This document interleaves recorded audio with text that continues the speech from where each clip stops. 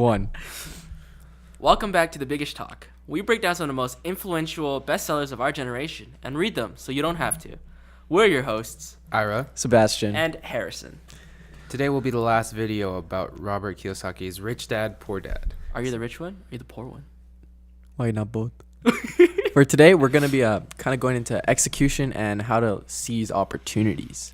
So, Execution and opportunities. I feel like naturally opportunities comes first because otherwise you'd have nothing to execute unless you're forcing an execution. it's hard. A lot of people think opportunity comes first, but because they're just waiting for it. But you kind of True. also have to take to action make your to find the opportunity. opportunity. Yeah, I Luck. feel like so much opportunity passes over people every day. Exactly. Even going to school, like being alive in 2019, like bro, you're alive in 2019, and you really have to take advantage of all the resources available to you, the internet, right? Everything like this day and age, you can start a business with little to nothing down, right? And little time. You just sit at your computer. You don't have to go You anywhere. just click a couple buttons and then you're in there. So I think it's really interesting to see how abundant an opportunity there is right now. And obviously there's going to be a lot of people arguing the opposite. They're saying like, oh, school system's taking over. I went to school, got a degree, can't get a job, right? But I just feel like people don't know where to look, and then when they don't find what they're looking for, they just give up. Yeah, I use the analogy like the stock market, right? I could be watching something that goes down like 2% of the day. I'd be like, dang, this sucks. I can't trade today. But there's another stock out there that probably went up 100, 200%, right? There's opportunity there. I could have made money, but I didn't see it, even though it was accessible to me. And that's how I really feel we are. Like, there's so many opportunities every single day that we just don't know about and just passes us by because we don't have the perspective to see them. So I do feel like part of execution does come a little bit before opportunity because they're all around us. That's what I think anyway. Okay. I feel like execution in some cases does come before opportunity, and that's where people mess up because They people get this little boost of inspiration, to be rich, and then 10x! Gary they Vee. try to follow, they try to come up with their own get rich quick scheme, right? Yeah. And then Or they Google it. Yeah. immediately they I do they that. put stuff into action, right? Right. But then they're not doing it at the right time. They don't have the right opportunity to do it, So a person could have a good opportunity and let me rephrase that. A person could have a good plan and want poor to execute it, execution. but they don't execute it at the right time with the right opportunity. But I think the fact that they executed means they've already won because you can't do everything at the right time. You can't predict when things are going Right. to happen. You just have to constantly be shoving your head in the door, hoping that you finally hit it one time. There's going to be a lot of failure with the execution. But on the counter argument, it can be like, not only do you want to execute, but you also want to properly prepare and plan. Yes, Because exactly. planning Yes. is a huge part of it as well. But as we know, you could plan as long as you want. You're still going to forget things. Right. So I think I that feel like- you have to be in an optimal position to where you can take the risk without losing too much, learn from it, and just keep repeating that cycle until you actually. Even make with it. your like stock analogy, like you might have watched that 2% dip and you realize, okay, well, I'm not making any money today. But you always got to think like the alternative is I didn't lose money today. Not only did I not lose money today, I have gained more information that I can make future predictions based on this available information that's free to you. It's all free. You're not investing anything more than just your attention, right? Yeah. So I think that's really interesting when we talk about opportunity versus execution, because I still think like opportunity has to come first, because you can't. I totally see where you're coming from in terms of making that step, taking the action.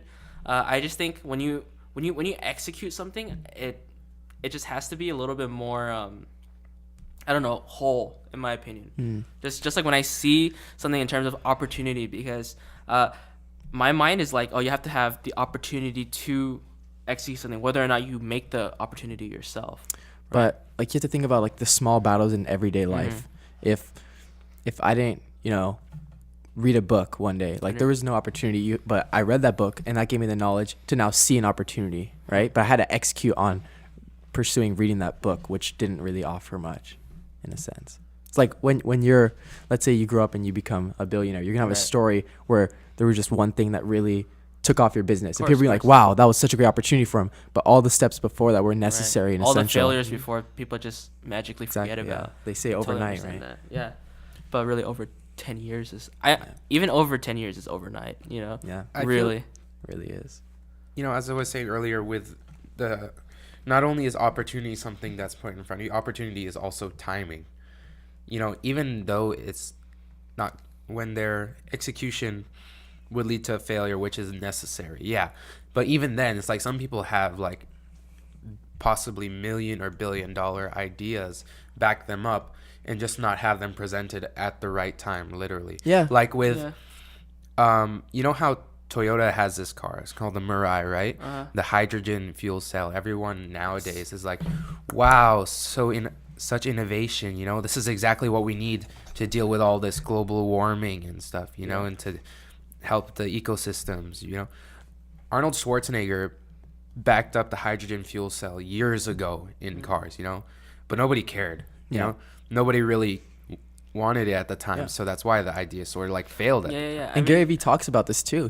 People are always asking him, what do you think of social media in the next 10 years? What's going to boom? He's like, I don't care. I'm playing for today, right? If you're playing for a year from now, you're not going to succeed today. Like, have you guys seen the new phone that bends in half? Yeah. What? Yeah. Like, that's What? cool and all, but nobody cares about that. It's not right the right time. Obviously, they have to go through that process of trial and error to actually get get it good enough for people to want. False. I think my mom is gonna purchase that phone actually. But like as of No now, lie. that is such a waste of investment in the sense that they're not gonna make any money off of that idea yet because it's terrible. Right. I mean, looking at an idea that has capitalized on timing is Uber, Lyft. You have your Airbnbs, your VRBOs. You realize that these companies came on. They were created and became published and cemented on the back end of the 2008 recession in terms of housing crisis, right? As the economy was in a downturn, people found opportunities to turn their dwelling, their home, into a source of income. And then I feel like that resonated a lot with people because as you realize you're on social media and the more and more you are posting on social media, you realize that the privacy becomes less and less and less because people start to understand a little bit more about your life and people start to realize that you're kind of living in the same, you know, time zone as they are. So you realize when you are in Uber that you don't mind sharing that kind of privacy if you're making a check out of it. You don't mind sharing that room in your house if you're going to be able to make, you know, $1,000 extra Like a month. vlogging, right? I mean, yeah, it like you really see these timing based opportunities that takes advantage of the market and like utilizes it to prove itself, I guess, because I feel like the biggest obstacle that a product ever faces or a business ever faces really is proving the market. Yeah. Because you never know if the public is going to like what you have to offer, but you have to just put it out there. You just can't have any hesitation.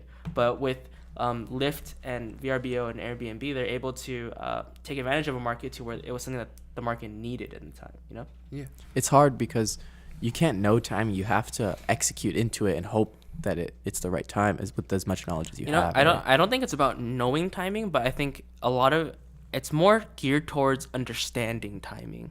You know, like with the example that I just gave with Airbnb, like there was someone who was in the situation of thinking, man, if I could just rent my house, or man, if I could just start like a taxi system, I don't need to invest in a meter or in a paint job that says taxi, right? If I can just do it real quick on the side when it's convenient for me and make a couple bucks, then why am I not able to do that, right? Yeah. I feel like this timing thing also plays down into how like you guys do your stocks and it's like you're buying and selling out, right? Mm-hmm. You guys never really know the exact time where stuff's gonna happen. Of course not. Exactly. You know, but you guys, You have to try. But Yeah, you, you but you try know to the get general in. direction of what you know You- the general you have to trend of understand the where it's going. trends. Right. Yeah, but You know? you have to use to the best of your knowledge because even if there is trends, they break all the time. So you have to just go in with the best of your knowledge, and the fact that you went in means you've won. Because if you don't go in, then it doesn't matter if the timing's right or wrong. You know, and I feel like the misconception is like people have this one event in their life that makes or breaks them. Yeah. When you really go back into looking at even trading stocks, there's a difference. There's a difference between someone who trades penny stocks and hits it big once versus someone who's consistently profitable. Like, of course, they're gonna have some bad days, but you realize that over a scale of 100 days, they have 58 green days versus their 42 red days, and then you realize they're profitable because they have that experience. It's not just because one day they made a ton of money and then the next day they lost a ton of money. You feel? Exactly. Well, that's all the time that we have for tonight. If you guys enjoyed anything that you guys heard, please leave a comment and a like on the video somewhere. Subscribe, turn the notifications on. Thank you all for the support, and we'll see you next time. Let's go out and get this bread.